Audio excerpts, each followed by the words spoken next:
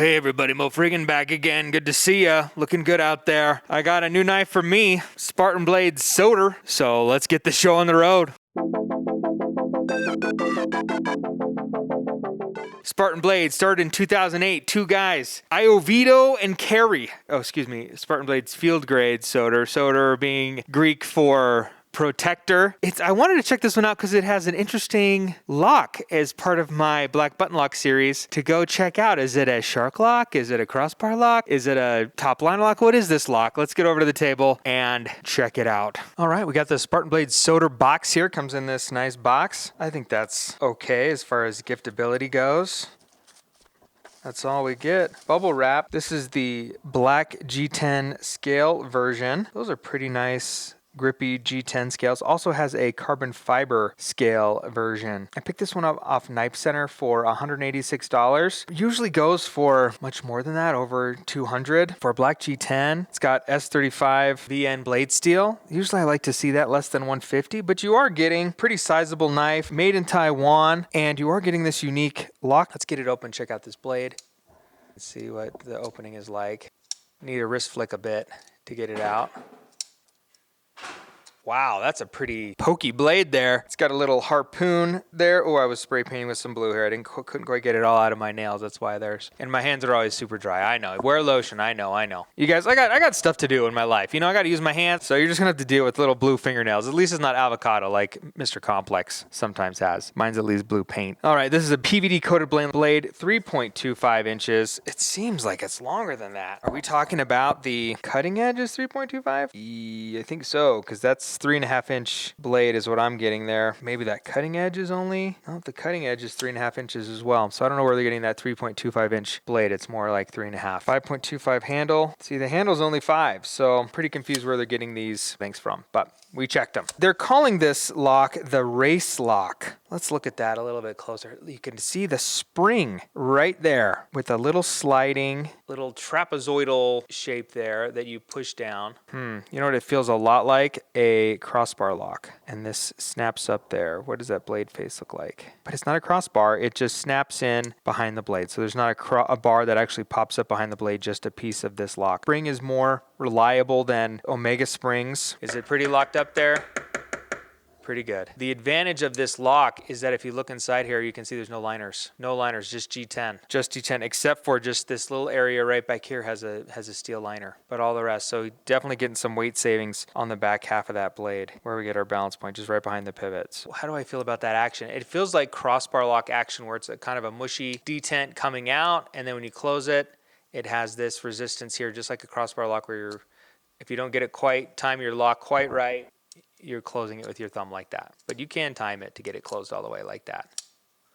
With drop shut, not too bad. Action, similar to a crossbar lock. It looks like it has a cool little filler tab here for a reversible pocket clip. Pull it in out of my pocket real quick and see how that clip is doing. I think that clip's pretty good. This is how much is sticking out of your pocket, so not really a deep carry. But to get the clip off, you have to take the scales apart to reverse it. I can see the screws on the inside of I don't know if you can see them there, to remove the clip from the inside. But I'm assuming this has this has screws too. And so you can remove the screws on this and flip it over and have a little filler tab sticking in there. It's pretty unique. I don't see that on any other knife that I own. They're calling this a spring assist top lock. How does this compare to like a shark lock? The shark lock has a spring as well. So this is my Flytanium Arcade. It's a different locking system for sure because it doesn't have that point where it can get stuck in the out and you have to close it like that. This doesn't have that. So it's much more like a crossbar lock on this one than a shark lock. Having this jimping here and having that have that right angle there makes that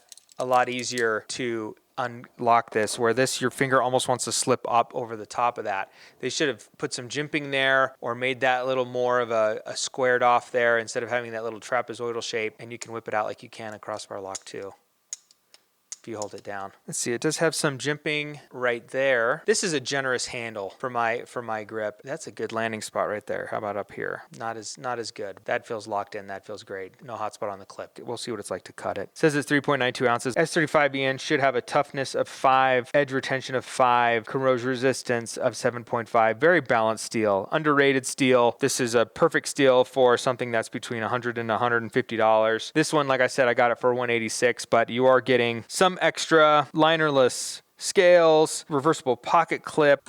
I bet that's titanium. So pretty nice. This is designed by one of the owners of Spartan Blades, Curtis Iovito. Freaking cool name, Iovito. Made in Taiwan. Tip up only. And also PVD coated hardware, which it specifically says. I think this is probably a decent value at $186. Not any more than that. Definitely not the value seeing this sold at some sites in well over $200. Maybe you're paying a little extra for that race lock. I'm totally fine paying $186 for this. I think that's a good value. Definitely not $265. Spartan Blade Co. does treat their S35EN at 58 to 60, which is a little on the low side, but I do like how it's completely blacked out. Don't give me any accent colors. World. I don't need that crap. Minimal branding on the blade, just as Taiwan, S35EN, and the Spartan Blades. Is having the spring exposed going to be an issue? Does anybody know? Having it not be protected, having something get caught in there? I mean, I guess it's a possibility. All right, let's do some cutting and see where we end up. All right, I got a few boxes out here. Let's do some cutting and see how this blade came. Forget my gloves. I did some woodwork today and cleaned up my carpet. That's why it looks so clean, and I got sawdust on my gloves. But all right, let's get back to the testing.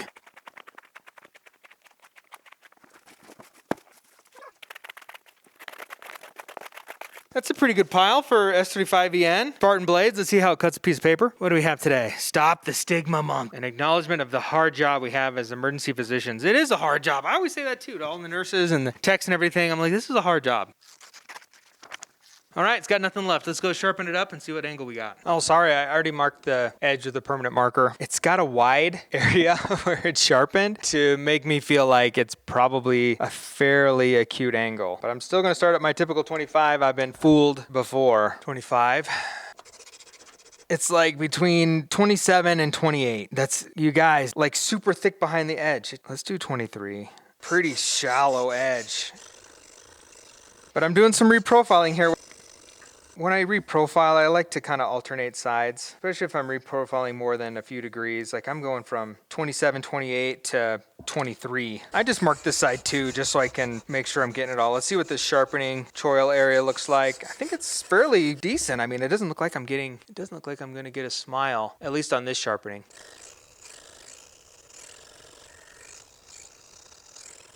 So this isn't getting sharp right there. Or what am I doing wrong? I think that's just a weird, see what I'm saying right there? Look at that. I mean, it's kind of weird right there, right? Like it's a weird grind. I've seen this on knives before, and then I end up putting in like a little like divot to try to get that down. I think everything else is looking okay.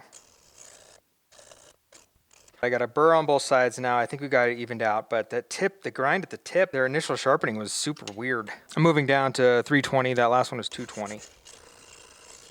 And this is pretty thick behind the edge.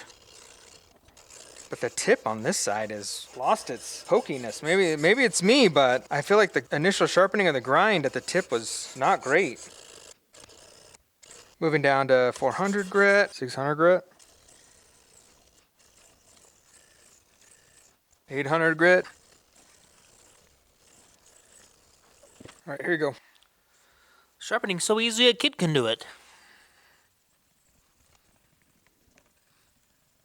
All right, last up the strop.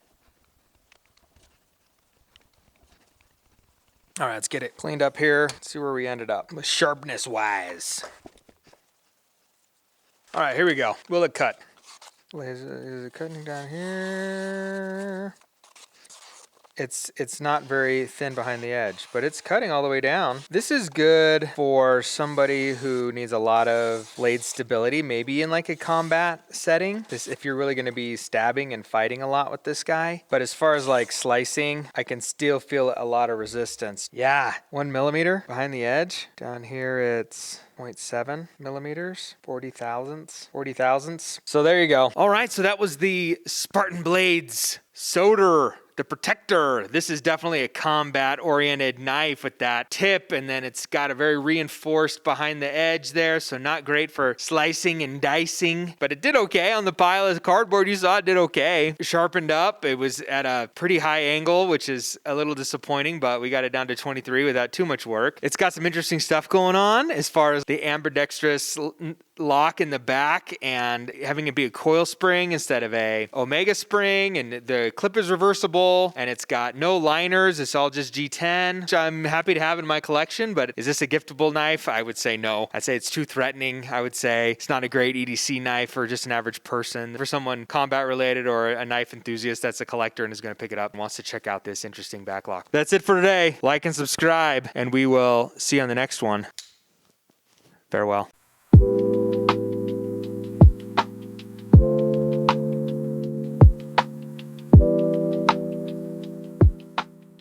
Snowflakes that stay on my nose and eyelashes.